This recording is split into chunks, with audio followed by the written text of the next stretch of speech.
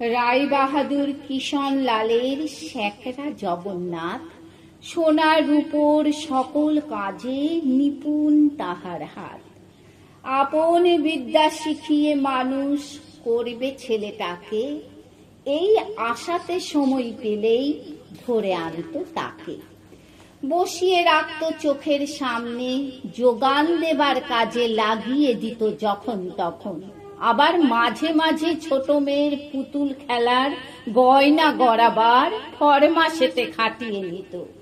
আগুন ধরাবার সোনা গলাবার কর্মে একটুখানি ভুলে চর চাপটটা পড়ত পিঠে, টান লাগাতো চুলে। সুযোগ পেলেই পালিয়ে বেড়ায় মাধো যে কোনখানে, ঘরের লোকে খুঁজে ফেরে বৃথাই সন্ধানে। শহরতলির বাইরে আছে দিঘি সাবেক কেলে, সেইখানে সে জোটায় যত লক্ষ্মী ছাড়া ছেলে। গুলি ডান্ডা খেলা ছিল, দোলনা ছিল গাছে, জানা ছিল যেথায় যত ফলের বাগান আছে। মাছ ধরবার ছিপ বানাতো শিশু ডালের ছড়ি, টাট্টু ঘোড়ার পিঠে চড়ে ছোটাতো দরবড়ি।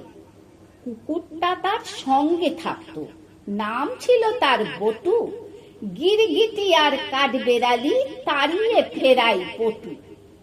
শালিক পাখির মহলেতে মাধোর ছিল যশ, ছাতুর গুলি ছড়িয়ে দিয়ে করত তাদের বশ। বেগার দেওয়ার কাজে পাড়ায় ছিল না তার মতো, বাপের শিক্ষানবিশিতেই কুড়েমি তার যত। কিশনলালের ছেলে তারে দুলাল বলে ডাকে, পাড়া শুদ্ধ ভয় করে এই বাদর ছেলেটাকে। বড় লোকের ছেলে বলে গুমর ছিল মনে, অত্যাচারে তারই প্রমাণ দিতে সকল ক্ষণে। বটুর হবে সাঁতার খেলা, বটু চলছে ঘাটে, এসেছে যেই দুলাল চাঁদের গোলা খেলার মাঠে। অকারণে চাবুক নিয়ে দুলাল এলো তেরে, মাধো বললে মারলে কুকুর ফেলবো তোমায় পেরে। উঁচিয়ে চাবুক দুলাল এলো, মানলো না কো মানা, চাবুক কেড়ে নিয়ে মাধো করলে 2-3 খানা।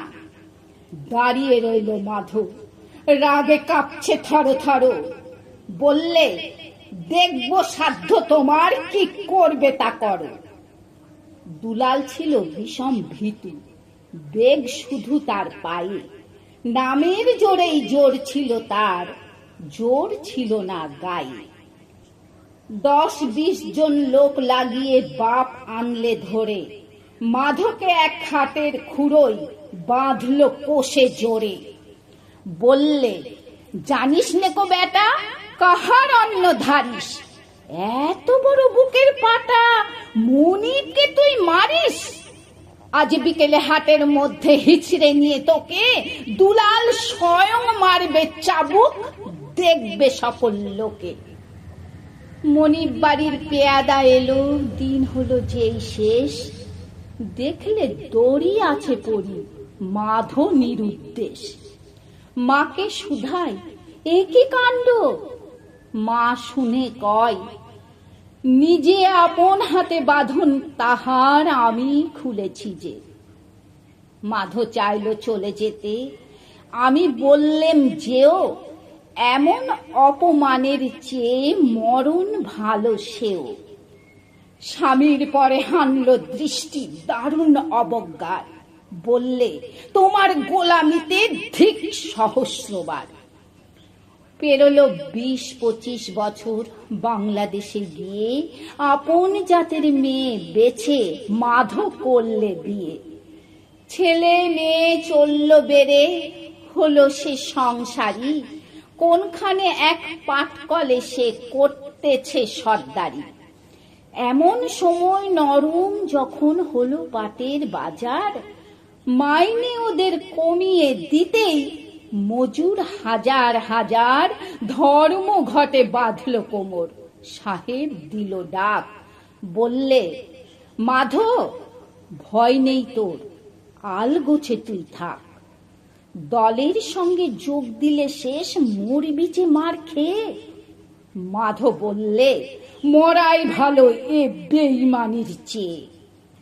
শেষ পালাতে পুলিশ নামলো, চলল গুতো গাতা, কারো পড়ল হাতে বেরি, কারো ভাঙলো মাথা। মাধব বললে, সাহেব আমি বিদায় নিলেম কাজে, অপমানের অন্ন আমার সহ্য হবে না যে।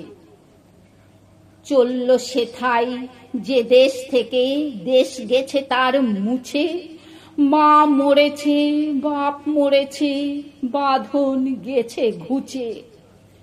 পথে বাহির হলো ওরা, ভরসা বুকে আটি, ছেঁড়া শিকড় পাবে কি আর পুরনো তার মাটি। পথে বাহির হলো ওরা, ভরসা বুকে আটি, ছেঁড়া শিকড় পাবে কি আর পুরনো তার মাটি। নমস্কার।